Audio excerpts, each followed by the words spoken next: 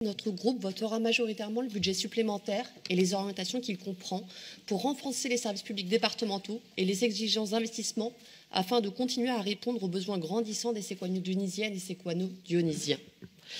Si l'état des lieux que nous donne à voir le compte administratif 2021 semble rassurant, après des années de budget lesté par un défaut de compensation de l'État sur les AIS, les annonces d'Emmanuel Macron lors de la campagne présidentielle viennent assombrir le paysage. L'annonce faite de 10 milliards d'euros d'économies sur les dépenses publiques d'ici 2027 n'est pas faite pour nous rassurer. Comme vous, comme nous, le savez, les collectivités territoriales seront les premières à faire les frais d'une telle mesure.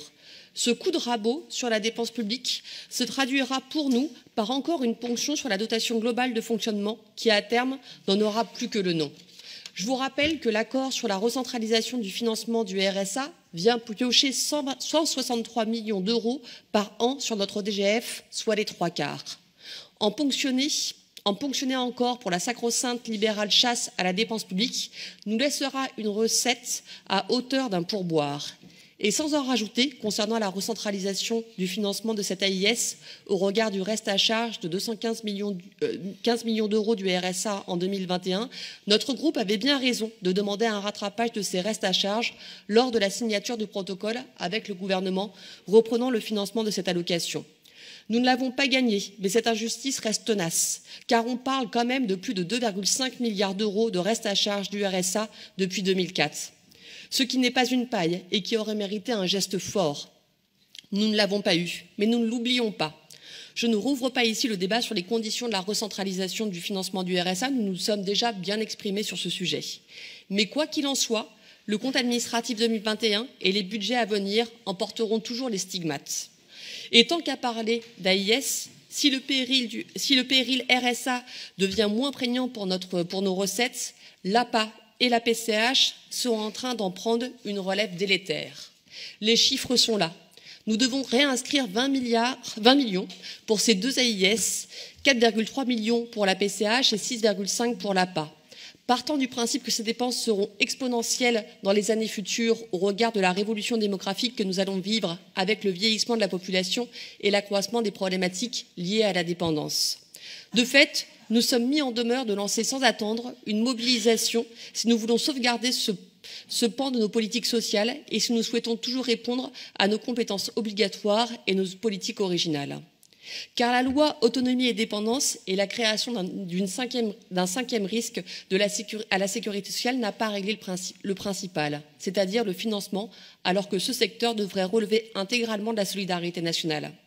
Mais si vous me permettez l'expression, côté solidarité nationale, avec le RSA, on nous a déjà fait le coup. En d'autres termes, ce sont encore les départements, chefs de file de l'action sociale, qui seront mis à contribution à la place de l'État. En définitive, des restes à charge sont remplacés par d'autres, sans indexation par l'État de nos recettes. Ainsi, le péril RSA, à peine écarté, d'autres, portés par les mêmes mécanismes, vont le remplacer. Et ceci est d'autant plus préoccupant que d'autres phénomènes et potentielles annonces liées à nos recettes sont également un risque. Plus que jamais, nous allons faire face à cette équation bien connue dans notre Assemblée. Comment assurer des dépenses pérennes avec des recettes fluctuantes, d'autant plus fragilisées que maintenant, nous ne vivons que grâce à des dotations. Je pense ici aux bénéfices liés au DMTO. Si l'immobilier recule, les recettes en feront de même et nous empêcheront d'inscrire un surplus de 51 millions d'euros. Je pense aux recettes liées à la fraction de la TVA remplaçant la taxe sur le foncier bâti, liée à la consommation des ménages qui sera en chute libre si l'inflation ne recule pas. Et surtout, si le pourcentage de cette fraction devient mouvant suivant le niveau des recettes de TVA. Je pense également aux baisses des recettes liées à la CVAE et sa potentielle disparition lors de la loi de finances 2023 dans le financement des départements. Je pourrais également ajouter à cette énumération les baisses de recettes liées à la péréquation horizontale qui commence à montrer ses limites. Le mécanisme d'entraide entre les départements d'Île-de-France avec des départements aux recettes élevées assurant pour les autres s'amenuise. En effet, ces mêmes bien lotis voient leurs ressources baisser, comme l'ensemble des départements.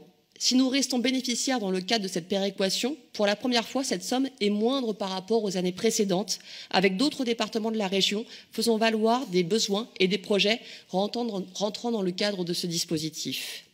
Et enfin, cerise sur le gâteau, la contractualisation de nos dépenses de fonctionnement, comme annoncé par le rapport Arthuis, reviendra s'imposer à un moment ou à un autre à nous. Cette règle de la contractualisation est un élément fort du gouvernement pour entamer un nouveau cycle de baisse des dépenses publiques, comme je le mentionnais au début de mon propos. Plus que jamais, lors de ce mandat, les financements de notre collectivité vont déterminer sa capacité à agir au-delà des compétences obligatoires.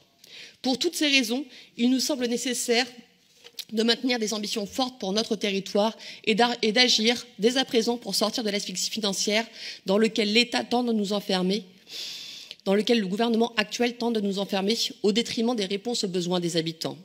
Tout ceci nous pousse à permettre l'élection d'une nouvelle majorité dès ce dimanche afin de donner les moyens à notre collectivité comme à d'autres de jouer pleinement son rôle en créant, entre autres, un véritable pôle public d'investissement. Voilà des vœux que notre groupe appelle de toutes ses forces. Je vous remercie de votre écoute. Merci. Hamid Chabani.